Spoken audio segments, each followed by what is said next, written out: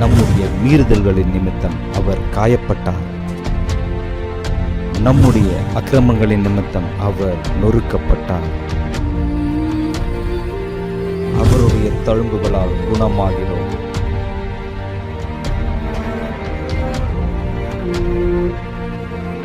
அவரே ஜீவ பலி. ஆண்டவராகிய இயேசு கிறிஸ்துவின் இனிதான நாமத்தினாலே உங்கள் யாவருக்கும் என்னுடைய வாழ்த்துக்கள். IMTV மூலமாக பெரிய வெள்ளிக்கிழமை இந்த சிறப்பு வழிபாடை முன்னெடுத்து நடத்துவது சிறப்புக்குரியதாக இருக்கிறது. இப்பொழுது நாம் 4வது வார்த்தை ஏலி ஏலி லாமா சபக்தானி என்ற வார்த்தையை நாம் தியானிக்க இருக்கிறோம். ஏலி ஏலி லாமா சபக்தான், என் தேவனே என் தேவனே ஏன் என்னை கைவிட்டீர். என் அன்பு சகோதர சகோதரிகளே, ஆண்டவராகிய இயேசு கிறிஸ்து தான் அனுபவிக்க வேண்டிய காரியங்களை, இந்த பாடுகளையும் வேதனைகளையும் அவர் அறிந்தே இந்த உலகத்தில் வந்தவர். மார்க் எழுதின சுவிசேஷம் 8ஆம் அதிகாரம் 31ஆம் வசனம், 9ஆம் அதிகாரம் 31ஆம் வசனம், மத்தேயு எழுதின சுவிசேஷம் 16ஆம் அதிகாரத்தில் நான் இந்த உலகத்தில் பாடுகளை அனுபவிக்க வேண்டும், பாடுகளை என் மேல் ஏற்றுக்கொள்ள வேண்டும், வேதப்பாரர்கள் பரிசேயர்களுக்கு விரோதமாக எழும்புவார்கள், நான் அடிக்கப்பட வேண்டும், மனுமக்களை மீட்பதற்காக என் சரீரம் உடைக்கப்படவும் நான் என்னுடைய இரத்தம் சிந்தப்படவும் நான் அனுப்பப்பட்டவன், நான் பாடுகளை அனுபவித்து மரித்து 3ஆம் நாள் உயிர்த்தெழுவேன் என்று பல முறை தன் சீஷர்களுக்கு சொல்லியிருக்கிறார். இப்பொழுது சிலுவையில் அவர் தொங்கிக் கொண்டிருக்கின்ற வேளையில் அந்த 3 வார்த்தைகளை ஜனங்களுக்காக, தன்னுடைய குடும்பத்திற்காக அவர் சொன்னதாக பதிவு பண்ணப்பட்டு இருக்கிறார். பிதாவை இவர்களை மன்னியும் என்று சொன்னவர், இன்று நீ என்னோடு கூட பரதேசியில் இருப்பாய் என்று உடன் இருந்த கல்வனை பார்த்து சொன்னவர், எதிரிலே இருக்கின்ற தன் தாய்க்கும் அன்பான சீஷன் யோவானுக்கும் நல்ல உறவை ஏற்படுத்தி தாய் மகன் என்ற உறவை, ஒரு குடும்ப அமைப்பை உண்டாக்கி பார்த்தவர். இந்த 3 வார்த்தைகள் சொல்லும் பொழுது அவர்களுக்கு எந்த பெரிதான ஒரு பாரம் இருந்த மாதிரி தெரியலை. ஆனால் இந்த 3 வார்த்தை சொன்ன பிறகு 6ஆம் மணி நேரம் முதல் 9ஆம் மணி நேரம் வரை காரிருள் சூழ்ந்தது. அந்த இடம் அந்தகாரமானது. என் அன்பு சகோதரனே சகோதரியே, உங்களுடைய வாழ்விலும் காரிருளின் அனுபவம் இருக்கலாம். அந்தகார அனுபவங்கள் உங்களை வேதனைப்படுத்தி கொண்டிருக்கலாம். இயேசுக்கு அப்படிப்பட்ட ஒரு சூழல் வந்தது. அவர் கலங்கி போனார். ஏனென்றால் அவ்வளவு நேரம் பிதாவினோடு ஒரு உறவு இருந்தது. அவருடைய ஒத்தாசை, அவருடைய பலன் அவருக்குள்ளே இருந்தபடியினால உரிமையோடும் உறுதியோடும் இவர்களை மன்னியும் என்று பிதாவின் இடத்தில் கேட்கிறவர், தன்னுடன் இருந்த கல்வனை பார்த்து என்னோடு கூட நீ பரதேசியில் இருப்பாய் என்று சொல்லி அவனை அன்போடு அரவணைத்தவர். அவர் தன்னுடைய பலன், தன்னுடைய அதிகாரம், தன்னின் அன்பின் உச்சத்தில் தன் சீஷனை பார்த்து இது உன் தாய், தன் தாயை பார்த்து தன்னுடைய சீஷனை அவருக்கு அறிமுகப்படுத்தி இவன் உன் மகன் என்ற உறவை ஏற்படுத்தி மன வலிமையோடு இருந்தவர். இந்த அந்தகாரம் சூழ்ந்த பொழுது தனிமைப்படுத்தப்பட்டார். பிதாவின் அந்த அனுபவம் இல்லாமல் போனது. அவள் கண்கள் மறைக்கப்பட்டது. இந்த 3 வார்த்தைகள் சொன்ன பிறகு இயேசு தனிமைப்படுத்தப்படுகிறார். அது பெரிய ஒரு பாரமாக, இழப்பாக பார்க்கிறார். அவர் சரீரத்தில் பாதிப்பு இருக்கிறது. அடிக்கப்பட்டவர். அவருடைய சரீரம் உடைக்கப்பட்டிருக்கிறது. ஏசியா தீர்க்கதரிசியின் புஸ்தகம் 53ஆம் அதிகாரம் 5ஆம் வசனத்தில் தொடர்ந்து வாசிக்கும்போது அதில் சொல்லப்பட்டது போல அவர் நொறுக்கப்பட்டார். அவருடைய சரீரம் ஒடுக்கப்பட்டது. என் அன்பு சகோதரனே, சகோதரி, அது பெரிய வேதனையை அவர் கொடுக்கல. அவர் ரத்தம் சிந்திக்கொண்டே இருக்கிறார். ஆனால் பிதாவினுடைய அந்த அறிமுகம், பிதாவினுடைய அந்த ஐக்கியம், இந்த கார் இருளின் நிமித்தமாய் அவருடைய பிரசன்னம் மறைக்கப்படுகிற பொழுது உடைந்து போகிறார். என் தேவனே, என் தேவனே, ஏன் என்னை கைவிட்டீர் என்ற நிலைக்கு தன் வார்த்தையை உயர்த்துகிறார். உடைந்து போனவர் கண்ணீரோடு அதை தாங்கிக் கொள்ள முடியல. தனிமை ஒரு மனுஷனை வேதனைப்படுத்தும். தனிமை ஒரு மனுஷனை துக்கப்படுத்தும்.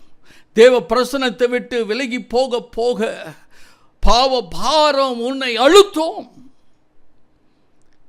சங்கீதம் 14:3 சொல்லுகிறது, வழி விலகி போகிற பொழுது ஏகமாய் ஜனங்கள் கெட்டு போகிறார்கள் என்று சொல்லப்பட்டிருக்கிறது. பாவம் ஒரு மனுஷனை வேதனைப்படுத்துகிறது. தேவ பிரசன்னத்திலிருந்து தள்ளிவிடுகிறது. தேவ மகிழ்ச்சியை விட்டு விலகுகிறோம். எனக்கு பிரியமான அன்பு சகோதரி, சகோதரி, ஏசியா தீர்க்கதரிசியின் புஸ்தகம் 59ஆம் அதிகாரம் 2ஆம் வசனம் சொல்கிறது, என் பாவங்கள், என் அக்கிரமங்கள், என் மீறுதல்கள் தேவ சமூகத்தை விட்டு பிரிக்கிறது என்பதை தெளிவாய் நாம் ஏசியா தீர்க்கதரிசி தெளிவாய் சொல்லுகிறார். நாம் பாவத்தை குறித்து தான் பார்க்கிறோம். மீறுதலும் அக்கிரமங்களும் தேவ சமூகத்தை விட்டு பிரிக்கிறது. ஆண்டவருடைய முகத்தை நமக்கு மறைக்கிறது. இந்த தபசு காலங்களில் நீங்கள் உபவாசித்திருக்கலாம். நீங்கள் வேதத்தை வாசிக்கிறதில் நேரத்தை செலவிட்டு இருக்கலாம். ஆண்டவருடைய வார்த்தையை கேட்பதில் வாஞ்சை உள்ளவர்களாக இருந்திருக்கலாம். ஆனால் உங்களுடைய பாவங்கள், மீறுதல்கள், அக்கிரமங்களிலிருந்து நீங்கள் விடுதலை பெற்றவர்களாக இருக்கிறீர்களா? மீட்பு பெற்றவர்களாக இருக்கிறீர்களா? உங்களுடைய அக்கிரமங்களும் மீறுதல்களும் பாவங்களும் தேவ சமூகத்தை விட்டு உங்களை பிரிக்கும். தேவ அவருடைய முகத்தை உங்களுக்கு மறைக்கும். அதை தான் ஏசியா தீர்க்கதரிசி தெளிவாய் பதிவு பண்ணுறார். 59ஆம் அதிகாரம் 2ஆம் வசனத்தில், உங்கள் அக்கிரமங்களே உங்களுக்கும் உங்கள் தேவனுக்கும் நடுவாக பிரிவினை உண்டாக்குறது. உங்கள் பாவங்களே அவர் உங்களுக்கு செவி கொடாதபடிக்கு அவருடைய முகத்தை உங்களுக்கு மறைக்கிறது என்று எழுதப்பட்டிருக்கிறது. ஆண்டவராகிய இயேசு சிலுவையில் 6ஆம் மணி நேரம் முதல் 9ஆம் மணி நேரம் வரை ஏற்பட்ட அந்த அந்தகாரத்தினுடைய உச்சத்தில் அவர் உடைந்து போய் தனிமை அவரை வாட்டினது. கொஞ்ச நேரத்தில் இமைப்பொழுது ஆண்டவராகிய தேவன் நம்மை இமைப்பொழுது அவருடைய முகம் நம்மை மறைக்குமானால் எவ்வளவு பெரிய பாதிப்பு. ஏசியா தீர்க்கதரிசியின் புஸ்தகம் 54ஆம் அதிகாரம் 7ஆம் வசனத்தில், இமைப்பொழுது நான் உன்னை கைவிட்டேன், ஆனாலும் உருக்கமான இரக்கங்களினால் உன்னை சேர்த்துக்கொள்வேன் என்று சொல்கிறார். இமைப்பொழுது நம்மை விட்டு விலகுகிற பொழுது நாம் உடைந்து போகிறோம், வெறுமையாக்கப்படுவோம், ஏமாற்றப்படுவோம், தோல்வியின் மத்தியில் கண்ணீரோடு இருப்போம். இந்த தாக்கம் தான் இயேசுவை அழுத்தினது. பிதாவே உரிமையோடு தான் தேவகுமாரனாய் மனுஷகுமாரனாய் ஆண்டவருடைய ஒத்தாசையில் அவர் கடந்த 3 வார்த்தைகளை உரிமையோடு சொன்னவர், உறுதியாய் சொன்னவர், இப்பொழுது ஆண்டவரை நோக்கி கெஞ்சுகிறார், என் தேவனே, என் தேவனே, கதறுகிறார், என்னை ஏன் கைவிட்டீர்? நம்ம சகோதர சகோதரிகளே, இந்த வார்த்தைகளை கேட்டுக்கொண்டிருக்கிற இந்த வேளையில் ஆண்டவரை விட்டு விலகி நிர்விசாரமாக இருக்கிறீர்களா? உணர்வற்றவர்களாக இருக்கிறீர்களா? எப்பொழுதும் போல் இந்த தலைவலி, எப்பொழுதும் போல் இந்த வியாதி, எப்பொழுதும் போல் இந்த நஷ்டம், இந்த ஏமாற்றம், இந்த கடன் தொல்லை பழகி போச்சா? அதிலிருந்து மீண்டு வருவதற்கு பிரயாசப்படுங்கள். ஆண்டவர் உங்களை நேசிக்கிறார். இமைப்பொழுதுதான் இந்த அந்தகாரம் பிதாவிடத்திலிருந்து இயேசுவை பிரித்தது. உடனே கதறுகிறார், என் தேவனே, என் தேவனே, என்னை விட்டுவிடாதீங்க. என் அன்பு சகோதர சகோதரிகளே, பிள்ளைகளே, திருச்சபையாரே, இந்த வார்த்தையை கேட்டுக்கொண்டிருக்கிற பிரியமானவர்களே, ஆண்டவரை தேடுங்க. ஆண்டவரோடு இருக்க பிரயாசப்படுங்க. கொஞ்ச நேரம் ஆண்டவரை விட்டு விலகினதுனால ஆண்டவர் உடனே ஆண்டவரோடு ஒப்புரவாக, ஆண்டவரை தேடுகிறவராய், ஆண்டவரோடு இணைந்து கொள்ள விரும்புகிறார். உன்னுடைய தவறுகள், மீறுதல்கள் வேதத்தை வாசிக்க முடியாமல் தடுக்கிறதா? ஜெபிக்க முடியாமல் தடுக்கிறதா? ஆண்டவரை வழிபடக்கூடாதபடிக்கு தடுக்கிறதா?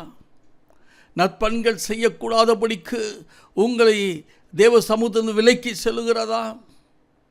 ஆவியானவருக்கு முக்கியத்துவம் கொடுக்க முடியாமல் மாம்சத்திற்கு முக்கியத்துவம் கொடுக்கிறவர்களாக இருக்கிறீர்களா? ஆவிக்கேற்றபடி நடக்க முடியாமல் தவித்துக் கொண்டிருக்கிறேன். அன்பு சகோதரனே, சகோதரியே, இந்த வார்த்தையை கேட்டுக்கொண்டிருக்கும் போது உன்னை ஆண்டவருக்கு ஒப்புக்கொடு. ஆண்டவரோடு ஒப்புரவாக்கு. ஆண்டவர் உங்களை நேசிக்கிறார். உனக்கு படிப்பு கொடுக்கும்படி, உனக்கு வேலை கொடுக்கும்படி, உனக்கு திருமணத்தை ஏற்பாடு செய்யும்படி, நல்ல ஒரு வாழ்க்கை துணைவரை கொடுக்கும்படி, துணைவியை கொடுக்கும்படி ஆண்டவர் விரும்புகிறார். ஏற்றவாளையில் நல்ல ஒரு வேலை வாய்ப்பை ஏற்படுத்தி தர ஆண்டவர் விரும்புகிறார். நல்ல ஒரு குடும்ப அமைப்பை பெற்றுக்கொள்ள ஆண்டவர் விருப்பம் தெரிவிக்கிறார். நீங்கள் ஆசீர்வாதமாக இருக்க வேண்டும் என்பது ஆண்டவருடைய விருப்பமாக இருக்கிறார். உன்னை ஆண்டவருக்கு ஒப்புக் கொடுங்கள். தனிமைப்படுத்தப்பட்ட கொஞ்ச நேரம் பிதாவும் குமாரனும் ஒருவரை ஒருவர் எதிரும் புதிருமாய் இருக்கிற அந்த நிலைதான். இயேசு உடனே தேவனை நோக்கி கூப்பிடுகிறார், ஆண்டவரை நோக்கி கதறுகிறார். நெருக்கத்திலிருந்து நான் கர்த்தரை நோக்கி கூப்பிட்டேன், அவர் என் ஜெபத்தை கேட்டு என்னை விசாலத்தில் வைத்தார் என்று சங்கீதக்காரன் சொல்லுகிறார்.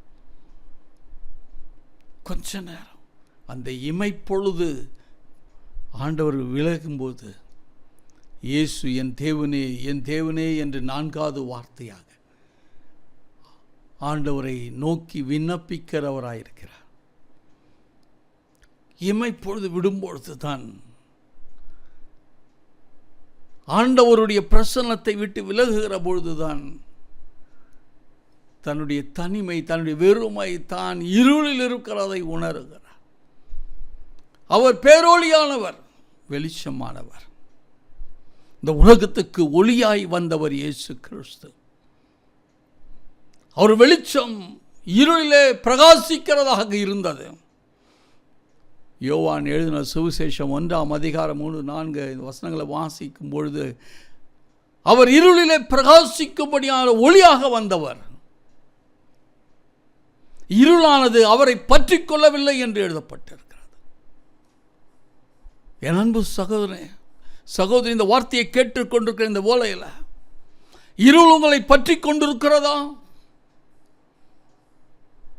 இருள் என்னை பற்றி கொண்டிருக்கிறது. ஏமாற்றம், தோல்வி, கவலை, பாவ வாழ்வு, உலகத்தின் வாழ்வு, இவைகளில் நான் உழந்திருக்கிறேன். அடிமைப்படுத்தப்பட்டிருக்கிறேன். பரிசுத்தத்தை இழந்து போனேன், கற்பை இழந்து போனேன், என் விசுவாச வாழ்வை விட்டு விலகி போனேன். இந்த அனுபவத்தோடு நீங்கள் அமர்ந்திருக்கிறீர்களா? இந்த உலகத்துக்கு ஒளியாய் வந்தவர், அவரை சுற்றி அந்தகாரம் வந்த பொழுது உடனே தேவனை நோக்கி கூப்பிட ஆரம்பிக்கின்றார். இந்த கார் இருளிலிருந்து என்னை விடுவையும் ஆண்டவரே, என்னை கைவிடாதீரும் ஆண்டவரே என்று ஆண்டவரை நோக்கி விண்ணப்பிக்கின்ற இயேசுவை உங்களுக்கு மாதிரியாய் வைத்திருக்கிறார். ஆண்டவராகிய இயேசு உங்கள் வாழ்வில் ஒரு விடுதலை தரும்படி விரும்புகிறார். இருளுக்குரியவர்கள் அல்ல, நீங்கள் வெளிச்சத்திற்குரியவர்கள். இருள் உங்களை பற்றி கொள்ளாதபடிக்கு வேதத்தை வாசிக்கிறவர்களாய் மாறுங்க, ஜெபிக்கிறவர்களாய் மாறுங்க, ஆண்டவரை வழிபடுகிறவர்களாய் மாறுங்க, நற்பண்புகள் நற்குணங்களை செய்கிறவர்களாய் மாறுங்கள். உங்களை ஆண்டவருக்கு ஒப்புக் கொடுங்கள். ஆண்டவர் உங்களை அழகாய் படைத்திருக்கிறார், அருமையாய் படைத்திருக்கிறார். நல்ல படிப்பு, நல்ல வேலை, நல்ல ஒரு குடும்பம், நல்ல ஒரு வீடு வாசலை ஆண்டவர் உங்களுக்கு வைத்திருக்கிறார். ஆனால் நீங்கள் எங்கே இருக்கிறீர்கள்? இந்த இருளில் வாழ்ந்து கொண்டிருக்கிற அனுபவத்தோடு நீங்கள் இருக்கிறீர்களா? கொஞ்ச நேரம் இந்த இமைப்பொழுது அந்த இருளின் அனுபவம் இயேசு அதிலிருந்து மீண்டு கொள்ளும்படியாய், என் தேவனே, என் தேவனே, என்னை கைவிடாதீர், ஏன் என்னை கைவிட்டு இந்த இமைப்பொழுது இந்த இருள் எனக்கு வேண்டாம் என்று உடனே அங்கிருந்து மீண்டு கொள்ள விருப்பத்தை தெரிவிக்கிறார். ரோமருக்கு நிருபம் 6:19 நான் மனுஷர் பேசுகிற விதமாகவே நான் உங்களோடு பேசிக்கொண்டிருக்கிறேன். முன்னே நீங்கள் உங்கள் அவயங்களை அசுத்தத்திற்கும் அக்கிரமத்திற்கும் அடிமைகளாக ஒப்பு கொடுத்திருந்தது போல, இப்பொழுதோ உங்கள் அவயங்களை நீதிக்கு அடிமைகளாக ஒப்புக்கொடுங்கள். இப்பொழுதோ பரிசுத்தமானதை நடப்பிக்கும்படிக்கு உங்கள் அவயங்களை நீதிக்கு அடிமைகளாக ஒப்புக்கொடுங்கள் என்று சொல்லப்பட்டிருக்கிறார். முன்ன இருளுக்குரியவர்களாய் நம்மளை மாம்ச இச்சைகளுக்கு அடிமைகளாய் இருந்தோம். அதனால் அன்பு தணிந்து போச்சு, பொறுமையை இழந்து போனோம், எரிச்சலும் கோபமுடையவர்களாய் மாறிப்போனோம். நம்மை பார்க்கிறவர்கள் பயந்து கொண்டிருந்தார்கள். நாம் நம்மை பற்றி கொண்டிருந்தார். ஆனால் இருளிலிருந்து, இருளுக்குரிய இந்த மாம்ச இச்சைகளிலிருந்து நீங்கள் விடுதலை பெற வேண்டும், மீட்கப்பட வேண்டும். கொஞ்ச நேரம் இயேசு அந்த அந்தகாரத்திலிருந்து மீண்டு கொள்ள உடனே ஆண்டவரை நோக்கி கூப்பிடுகிறவராய் பார்க்கிறார், ஆண்டவரை நோக்கி விண்ணப்பிக்கிறவராய் பார்க்கிறார். அதைத்தான் ஆண்டவர் இன்று உங்களிடத்தில் எதிர்பார்க்கிறார். இருளிலிருந்து நீங்கள் வெளிச்சத்திற்கு வருவதற்கு உங்களை ஆண்டவர் அழைக்கிறார். நீங்கள் இருக்கிற இடத்திலிருந்து ஆண்டவரை நோக்கி கூப்பிட ஆரம்பிங்க, ஆண்டவரை நோக்கி வேண்டுதல் செய்ய ஆரம்பிங்க. உங்களை ஆண்டவருக்கு ஒப்புக் கொடுங்கள். உங்கள் பலவீனங்கள் நீங்கும், உங்கள் வேதனைகள் நீங்கும், உங்கள் பிரச்சனைகள் நீங்கும். உங்களை வேதனைப்படுத்துகிற வியாதியிலிருந்து உங்களுக்கு ஒரு மீட்பு, விடுதலை உண்டு. பிசாசின் அந்தகார சக்தியிலிருந்து ஆண்டவர் உங்களை விடுவிப்பார். இயேசு உடனே ஆண்டவரை நோக்கி கூப்பிடுகிறார். என் அன்பு சகோதர சகோதரிகளே, ஆண்டவரை நோக்கி கூப்பிட ஆரம்பிங்க. இருக்கிற இடத்திலிருந்து மீண்டு ஆண்டவருடைய பிள்ளைகளாய் உங்களை ஒப்புக்கொடுங்கள். என்னுடைய அவயங்களை பாவத்திற்கு அடிமையாக ஒப்புக் கொடுத்தோம். இந்த உலகத்தை சார்ந்த காரியங்களுக்கு முக்கியத்துவம் கொடுத்து ஓடினோம். அவையெல்லாம் வீண் என்பதை உணர்கிறோம். இந்த தபசு காலத்தில், இந்த பெரிய வெள்ளிக்கிழமை, இந்த சிறப்பு ஆராதனை வேளையில் இந்த வார்த்தையை கேட்டுக்கொள்கிற நீங்கள் எங்கே இருக்கிறீர்கள்? இருளான வாழ்விலிருந்து விடுதலை பெற ஆண்டவர் உங்களை அழைக்கிறார். அவர் அன்பானவர், ஒரு நாள் உங்களை கைவிட மாட்டார். அவர் உங்களை நேசிக்கிறார், உங்களோடு கூட இருக்க விரும்புகிறார். ஏசியா தீர்க்கதரிசியின் புஸ்தகம் 54:10 சொல்கிறாரு, மலைகள் விலகினாலும் பர்வதங்கள் நிலை பெயர்ந்தால் நான் உன்னை விட்டு விலகுவதில்லை, நான் கூட இருக்கிறேன்றார். ஏசியா தீர்க்கதரிசியின் புஸ்தகம் 41:10 நீ பயப்படாதே, நான் உன் கூட இருக்கிறேன், திகையாதே, நான் உன் தேவன், நான் உன்னை பலப்படுத்துவேன், உனக்கு சகாயம் செய்வேன், என் நீதியின் வலது கரத்தினால் உன்னை தாங்குவேன் என்று வாக்களித்திருக்கிறார். உங்களை ஆண்டவருக்கு ஒப்புக் கொடுங்க. இருளான வாழ்விலிருந்து நீங்கள் வெளிச்சத்திற்கு வர ஆண்டவர் விரும்புகிறார். ஆண்டவராகிய இயேசு சிலுவையில் சொன்ன 4வது வார்த்தை, என் தேவனே, என் தேவனே, ஏன் என்னை கைவிட்டீர்? அந்த இமைப்பொழுது உம்மை விட்டு நான் விலக மாட்டேன், இருளுக்குரியவனாய் இருக்க நான் விரும்ப மாட்டேன்.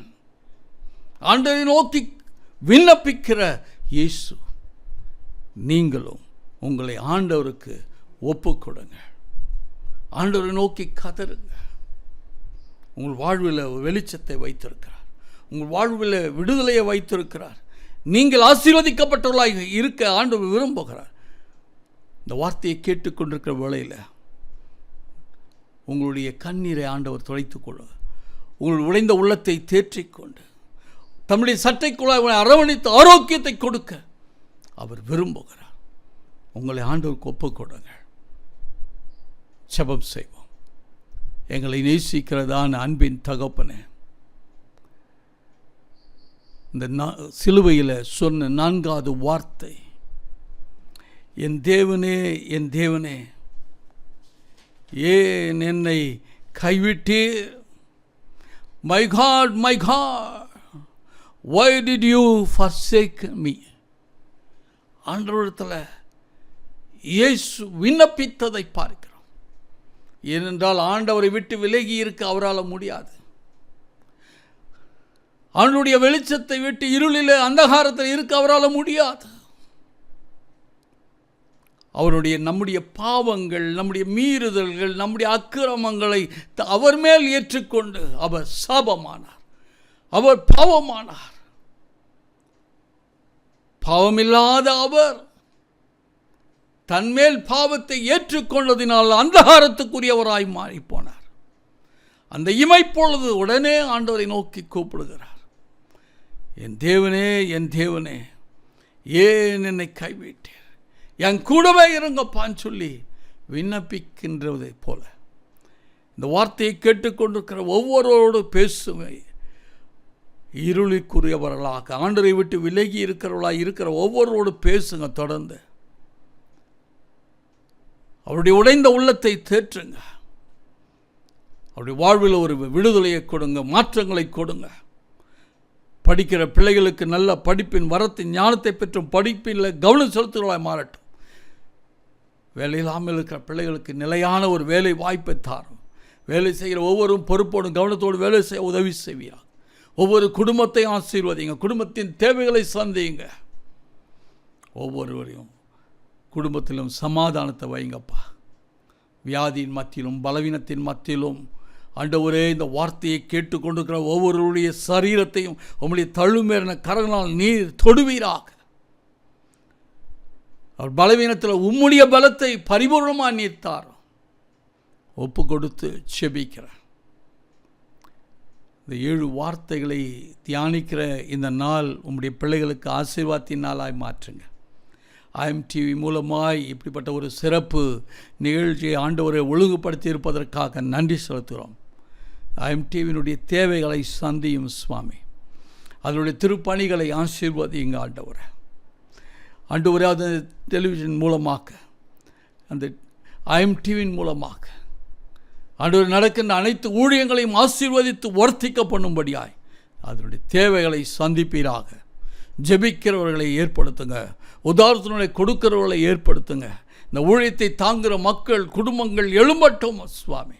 இந்த ஊழியம் ஆண்டவரை சிறப்பாக அமையட்டும். இப்பொழுதும் இந்த 7 வார்த்தைகளை ஆண்டவரை சிறப்பாக இந்த வழிபாடை முன்னெடுத்து நடத்துகிற பொழுது ஆண்டவரே, இந்த ஊழியம் ஆசீர்வாதமாய் மாறட்டும். இந்த வழிபாடு ஆசீர்வாதமாய் மாறட்டும். இந்த ஆண்டவரே, நிகழ்ச்சியை பார்த்து கொண்டிருக்கிற சிறு பிள்ளைகள், வாலிபர்கள், பெரியோர்கள் ஒவ்வொருவரையும் தனித்தனியாய் குடும்பமாய் நீர் சந்திப்பீராக. உங்களுடைய பிள்ளைகளோடு தொடர்ந்து பேசுங்க. அவருடைய விசுவாசத்தை நம்பிக்கை உறுதிப்படுத்துங்க.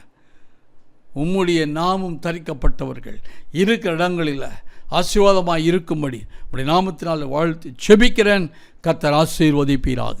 இயேசு கிறிஸ்துவின் நாமத்தினால் செபிக்கிற நல்ல பிதாவே. ஆமேன், ஆமேன். God bless you all.